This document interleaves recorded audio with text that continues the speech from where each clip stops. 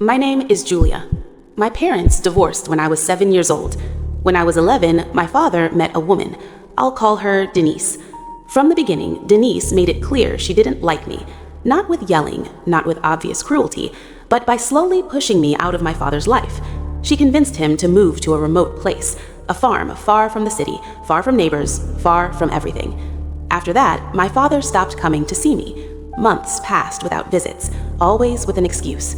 When I turned 12, it was decided that I would spend an entire month with them to make up for lost time. The first 5 days felt normal, almost, except for the sleep. I have always slept well, but in that house, the sleep felt unnatural, heavy, forced.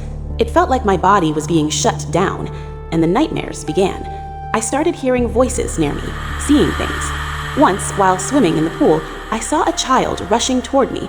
The child pushed me underwater. I struggled. When I surfaced, no one was there.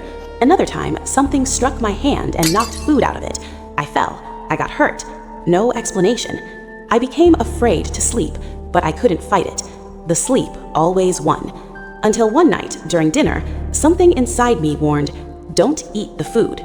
We didn't eat together at the table. Everyone stayed in their own space.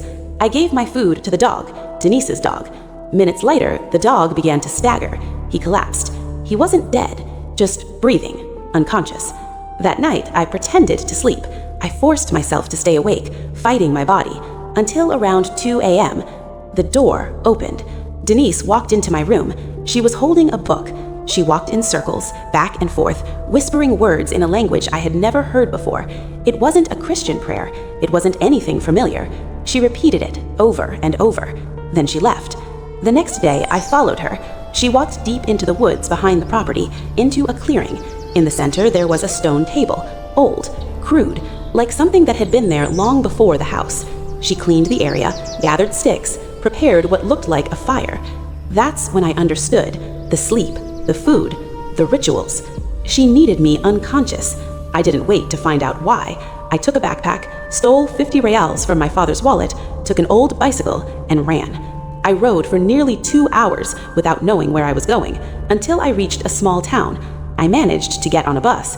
I shouldn't have been allowed, but someone let me. I made it to my mother's house. I told her everything. She believed me. My father didn't. He said I was lying. He cut contact with me, and to this day, he refuses to speak to me. Denise still lives there, in that isolated place, with whatever she was preparing.